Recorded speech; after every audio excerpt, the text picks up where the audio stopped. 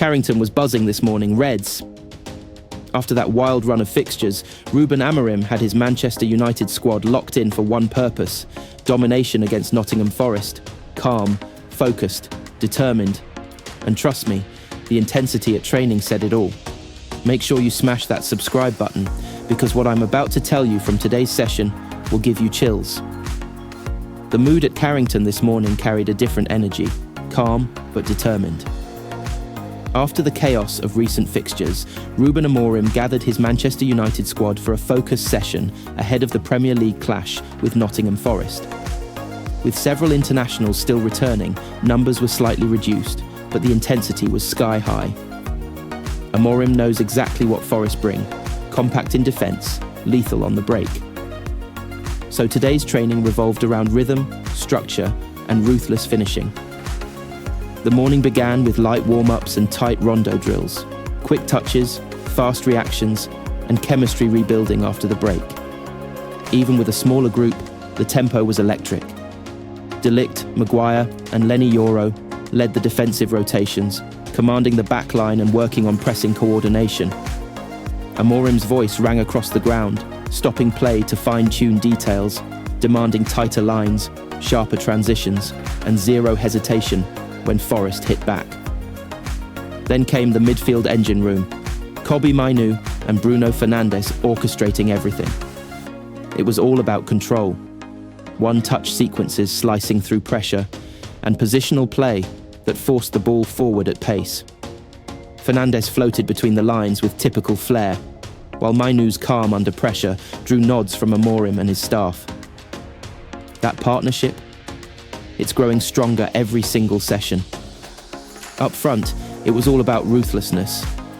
Benjamin Sesko, Bryan Mbeumo, and Diallo led the attacking drills, finishing from angles, darting runs into channels, and reacting within seconds of turnovers. Sesko looked ice-cold in front of goal, firing into top corners for fun. Mbeumo added his signature flair, while Ahmad's sharpness stood out. And then, a huge boost. Matheus Cunha back in full training. Still easing in after his hamstring problem, the Brazilian looked confident, crisp, and hungry. Amorim even gave him a quick thumbs up after a perfect volley, a small moment, but one that said he's back. As the day wrapped into tactical rehearsal, Amorim switched to his trusted 3-4-2-1. The emphasis? Width, quick recoveries, and aggression after every lost ball. Fullbacks were pushed higher. Midfielders were drilled to cover space instantly. The energy was relentless. Every tackle was fierce, every run purposeful.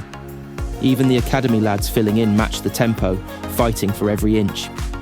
The final drill summed up the session, an 8 versus 8 minigame where turnovers had to be turned into shots within 10 seconds. Amorim clapped rhythmically from the touchline, demanding passion, precision, and belief. And when Ahmad smashed home a late winner, the whole squad exploded. Smiles, cheers, high fives everywhere. By the end, there was sweat, laughter, and a quiet fire burning through the group. Amorim's message is clear: no distractions, no excuses. United are regrouped, refocused, and ready. Nottingham Forest will fight. But judging by Carrington this week, the Red Devils are ready to respond. The spirit's back, the energy's real, and Amorim's United look locked in again. What do you think, Reds? Should Cunha start against Forest, or would you ease him in off the bench? Drop your thoughts in the comments below. And if you're loving these inside training updates, hit subscribe, tap that bell icon, and stay tuned to United Vision for more exclusive Manchester United stories and match build-ups. In previous news, Manchester United are planning a £105 million January spending spree, and Ruben Amorim is set to be fully backed by the board. 2 major targets are already on the list, and it looks like Sir Jim Ratcliffe wants to make a real statement this winter. Stay locked in, smash that subscribe button, and let's dive into United's next big transfer moves. Manchester United set aside £105 million for January spending spree on 2 targets. United are set to back Ruben Amorim for the longer run, Sir Jim Ratcliffe confirmed in a recent interview. And after a win at Liverpool last weekend, it is fair to say that the Portuguese will have considerable backing to prove himself at the club.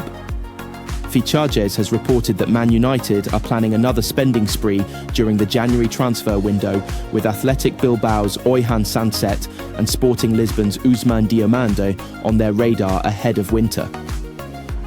According to the source, Amorim is set to be granted a £105 million budget to spend on the duo as he switches his attention to rebuilding the midfield and defence next, having acquired a number of offensive starts over the course of the preceded summer.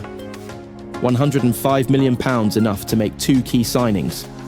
Oyhan Sanset will likely cost Manchester United close to £60 million, although it remains to be seen if Athletic Bilbao are prepared to let go of the 25-year-old midway through the season, especially as his contract with them runs until 2032.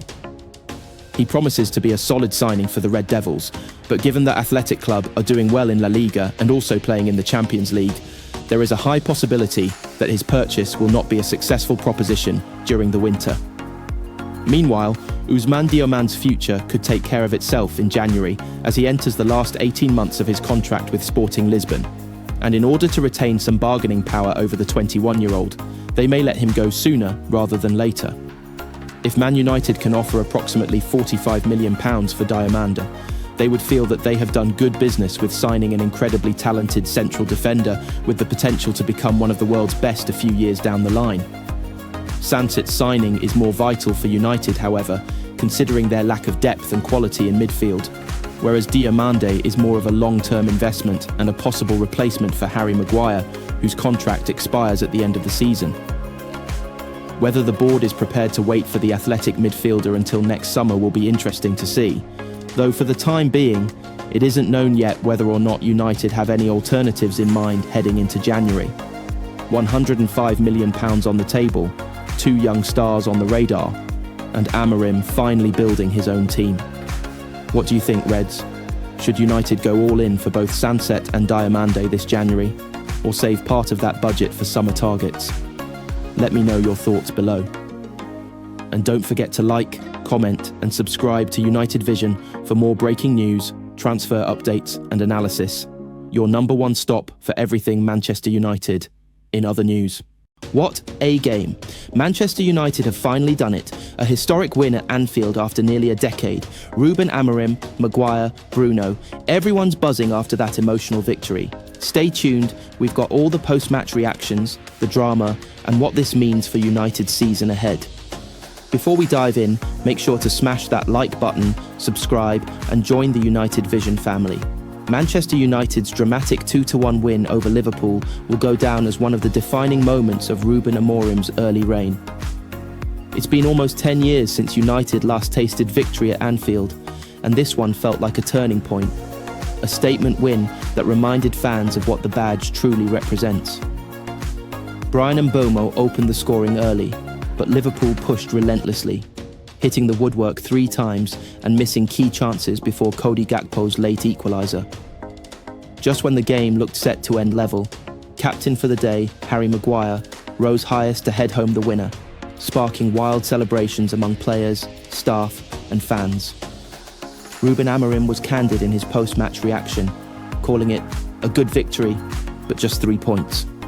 He praised the spirit and belief of his team, saying that's the foundation of everything United are building. Amorim admitted they lost composure at times, but was delighted with their fight and mentality. Harry Maguire couldn't hide his emotions either, saying the win meant everything, especially after years of disappointment at Anfield. He called it more than just 3 points and dedicated the victory to the fans who've endured tough results in recent years. Bruno Fernandes echoed that sentiment, describing it as massive for the confidence of the squad. The Portuguese playmaker emphasised that it wasn't just about emotion, but about sticking to Amorim's tactical plan, frustrating Liverpool, exploiting space, and staying disciplined. With back-to-back Premier League wins, United finally looked like a side rediscovering belief under Amorim. But as the boss said, the focus now turns to Brighton, and continuing the momentum that could define their season. What a win. What a night. Amorim's United are starting to believe again, and performances like this prove it. But do you think this is the moment the season truly turns around for the Reds? Drop your thoughts in the comments below. And if you enjoyed this breakdown, hit subscribe so you never miss a moment of United news, analysis and drama. Only here on United Vision in other news. Manchester United are in crisis again, and this time, it's not just rumours. Reports confirm a 7-hour behind-closed-doors meeting between United's top brass, the same kind that led to Erik ten Hag's sacking last year. Senior players have been questioned about Ruben Amorim, and serious talks are underway at board level. Is history about to repeat itself at Old Trafford? Let's get into the full story. Manchester United's 7-hour crisis meeting led to sacking as Amorim questions asked behind the scenes. Manchester United chiefs have reportedly held talks with senior players to discuss the current situation at the club, with Ruben Amorim's future still up in the air. The international break has done little to quell the speculation surrounding Ruben Amorim's future at Manchester United. That's in the wake of reports suggesting club bosses have been in discussions with key players to gauge the current mood within the squad. Amorim, 40 years old, is fast approaching his first-year anniversary at Old Trafford, having taken over from Erik ten Hag in November 2024. However, after guiding the team to a record-low 15th place finish in the Premier League last season, progress has been slower than many had hoped. United hit another low this season when they were knocked out of the Carabao Cup by League Two side Grimsby Town. With Amorim's men still yet to secure their first away win of the campaign, club chiefs have turned to certain players for their take on how things are progressing. This situation echoes the circumstances that led to a marathon 7-hour meeting between Ten Hag and his former superiors this time last year. And it wasn't long after the tactician was sacked from his role. Co-owner Joel Glazer, Chief Executive Omar Barada, Sporting Director Dan Ashworth, and Technical Director Jason Wilcox all convened at Ratcliffe's Knightsbridge offices in London to discuss the state of the club. Board member Jean-Claude Blanc, Chief Operating Officer Colette Roche, and Chief Financial Officer Roger Bell were also understood to have been part of the summit.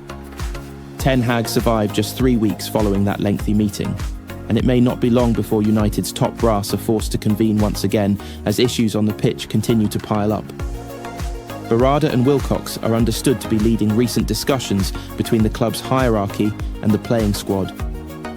Captain Bruno Fernandes is among those who have been consulted, while other opinions have also been sought.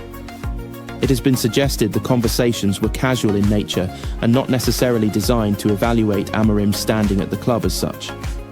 Nevertheless, it is not the sort of activity one would normally witness at a club where everything is functioning seamlessly. United co-owner Sir Jim Ratcliffe has repeatedly been compelled to field questions regarding the manager's future. The Ineos billionaire has defended his head coach, indicating he expects the Portuguese boss to remain at the club for the foreseeable future. He has not had the best of seasons, Ratcliffe said on the debut episode of the Business Podcast after describing Amorim as a decent bloke. Ruben needs to demonstrate he is a great coach over 3 years. That's where I would be on the topic of sacking Amorim. The remarks arrived amid growing anger from supporters about how the club is being operated. The Glazer family's stewardship of United has remained a significant source of frustration for fans, and Ratcliffe has found it difficult to shift sentiment since acquiring nearly 30% of the club and assuming control of daily operations last year. Oliver Glasner, Eddie Howe, Gareth Southgate, and Diego Simeone are among the managers who have been mentioned in connection with the United position recently. Yet it seems the current boss is staying put for now. Despite overseeing 50 Premier League matches, United's boss, Amorim, is yet to secure back-to-back victories in the competition. The Red Devils have enjoyed a winning streak at home and beat Sunderland 2-0 just prior to the international break, but their away performance continues to be a major worry. Currently positioned 10th in the league and 2 points shy of the top 6, United face a daunting run of fixtures. Over the next month, they'll be squaring off against threats like Liverpool, Brighton, Nottingham Forest and Tottenham. 7-hour meetings, player consultations, tension everywhere. What's your take, Reds? Is Amorim being treated unfairly? Or is this just inevitable after such poor results? Drop your thoughts in the comments. Let's debate it out. And if you're new here, hit that subscribe button for more United Vision stories, breaking updates, and behind-the-scenes insight every week. In other news, Old Trafford finally breathed again. Under the pouring rain and enormous pressure, Ruben Amorim's Manchester United fought for their manager's future and won. Mason Mount's roar, Benjamin Sesko's strike, and an emotional Amorim on the touchline. This wasn't just a game, it was survival. Let's break down how United silenced the noise, answered their critics, and gave fans a glimmer of hope heading into the international break. Old Trafford exhaled as the final whistle blew. Manchester United 2, Sunderland 0, a scoreline that felt like oxygen for a man under siege. Ruben Amorim came into this game fighting for his job, his credibility, and perhaps his last chance to convince both the board and the fans that his vision still has life. All week, the headlines were merciless. Jamie Carragher called his tenure a disaster. Gary Neville questioned his future. Fans were divided, some demanding change, others pleading for patience. But on this rain-soaked afternoon, Amorim and his players responded the only way that matters, by winning. Mason Mount set the tone early, latching onto a perfectly weighted pass from Bryan Mbeumo and burying it into the corner. The relief was visible, a player reborn, a team finding breath again. The energy around Old Trafford shifted instantly. This was a side refusing to give in to the noise. Then came Benjamin Sesko. The young Slovenian striker, often criticised for inconsistency, pounced on a loose ball inside the box to double United's lead. The Stretford end erupted, 2-0, and belief began to creep back into the stands. But beyond the goals, there was something else. Discipline, control, unity. Senna Lamens, making his debut in goal, looked every inch the modern keeper United have been crying out for. Calm under pressure, sharp with his feet, fearless off his line. The Belgian youngster's performance was a revelation. At the touchline, Amorim's passion was unmistakable. Every tackle, every interception, every pass drew a reaction from him. This was a man fighting not only for results, but for his project to survive. After the game, he didn't hide his emotions. "I don't fear losing my job," he said. "I fear failing to win.